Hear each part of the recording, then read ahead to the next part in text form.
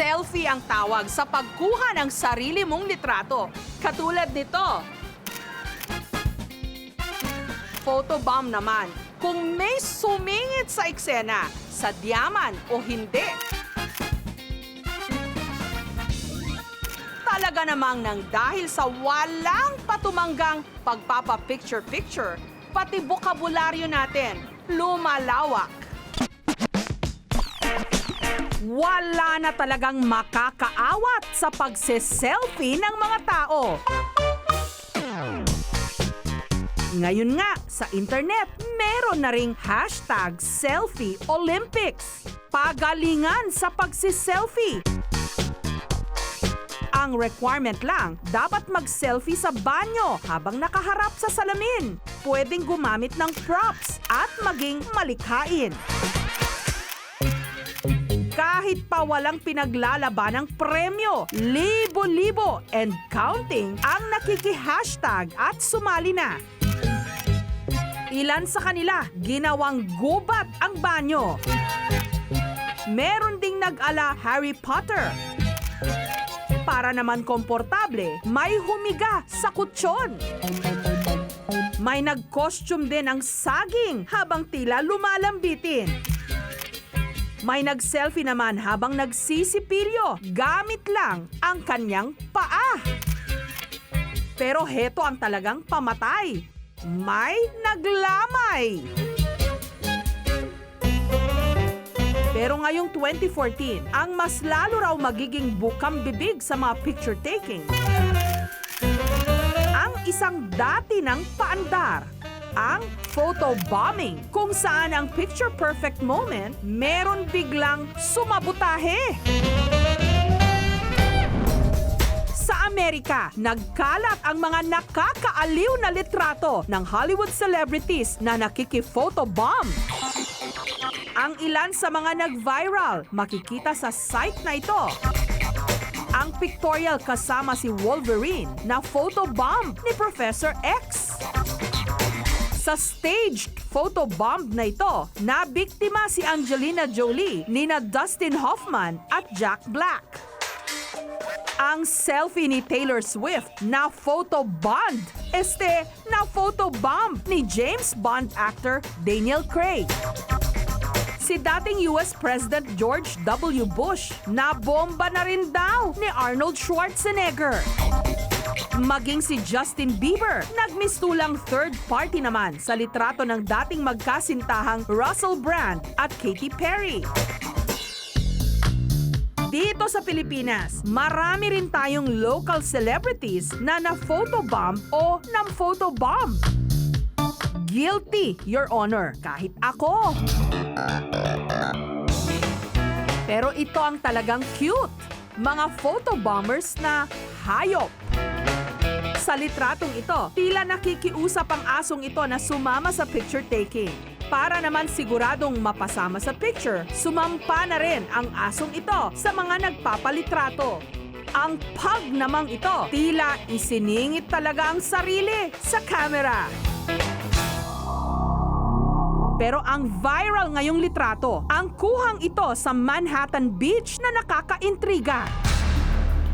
Ang dalawang bata rito, finotobomb daw ng isang pating. Taong 2012 nung napabilang sa Oxford Dictionary ang salitang photobomb at dalawa ang uri raw nito. Yung mga hindi sinasadya. At ang marami ngayon, yung talagang may umepal, sinadya. Ang magbabarkadang Miguel, Venge, August, Justin, Hannah, Awi, at Jeremiah. Aminadong photobombers. Halos 4 na taon na raw nila itong ginagawa, kaya't kabisado na nila kung saan sila makakapaghasik ng lagim. Ako, nagsiselfie din ako. Siyempre minsan may nagpo-photobomb din sa akin. And then one time na may nagpo-photobomb sa akin, so nainis ako. Parang gusto ko rin gumanti sa iba. So parang naging hobby na rin namin pag yun nasa mall kami. Sa kanilang mga kaklase raw nila ito madalas ginagawa. Iniisip din namin mukha rin kami tanga pag ginagawa namin yun. Pero natatawa kasi kami doon sa mga reaction ng mga tao na bakit meron silang kasama sa likod na hindi naman dapat. Sa araw na ito, sinamahan namin sila sa kanilang misyon. Unang lokasyon sa isang park. Naghanap muna sila ng nagpipicture-picture. Nilapitan ng parang wala lang hanggang sa sumabay silang nag-pose. Ang ilan parang nagtataka. Weird. Ang weird ng mga tao na to.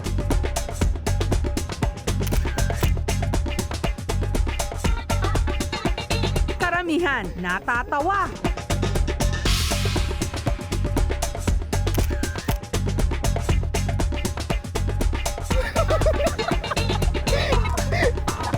Nakakaasar, parang gano'n. Ang lakas ng mga trip niya.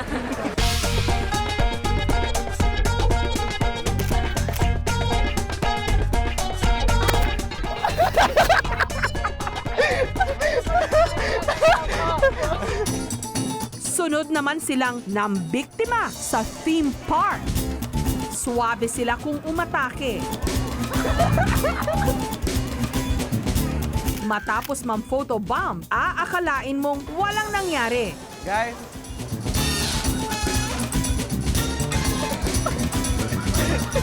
anong reaction niyo? Inis ba kayo? Medyo! Parang mas namin pa kanina. Gaso nga lang. Ano ba?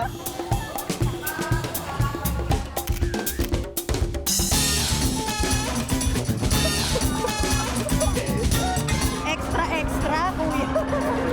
JSP, ano ba yun? Nainis po ba kayo? Hindi naman.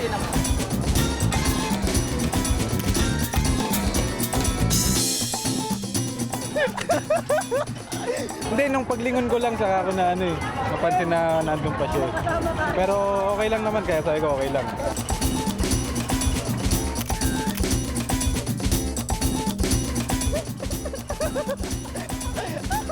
Okay lang. Ganun din ginagawa namin. Nadidistract. Pero gayong marami ang aliw na aliw sa pampo-photobomb, dapat matuturing tumimpla o lumagay sa tamang lugar dahil pwedeng-pwede itong pagmulan ng away. Aminadong mahilig mag-selfie si Anjo. Bawat kibot, click! Pero sa tuwing ipipreview niya ang kanyang kuha, laging nagfa-flash sa kanyang paningin ang mukha ng kanyang pinsang si Romart. Minsan, gusto ko kumuha ng magandang picture. Nasisira dahil dun sa ginagawa niyang photobomb. Dumalas daw ito ng dumalas. Kaya't nabwisit si Anjo sa kanyang pinsan. Sobrang epal. Nakakayamot. Epal na epal talaga.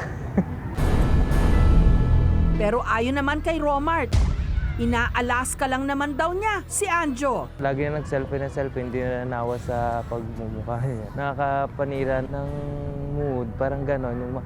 Kunyari, manunood ka ng TV, makikita mo siya magse-selfie. Sisingitan ko na lang para siya naman yung masira ang mood. Sakay na lang niya yung trip kasi uso naman ngayon yung photobomb. Dahil dito, ang magpinsan nagkainisan.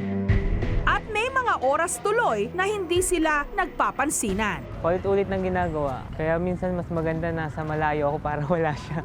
Sige, ituloy mo lang yung pag-selfie mo. Balang araw, malay mo, ma-discover ka. Kaka-selfie mo. Palit lang lagi ng profile pic, ganyan-ganyan. Hanggat may camera, tsak, may paandar. Lalo na sa panahon ngayon na mayat maya may nagpapalitrato. Pero bago mag-say cheese, lumingon-lingon muna para masigurong ang iyong larawan walang magpo-photobomb.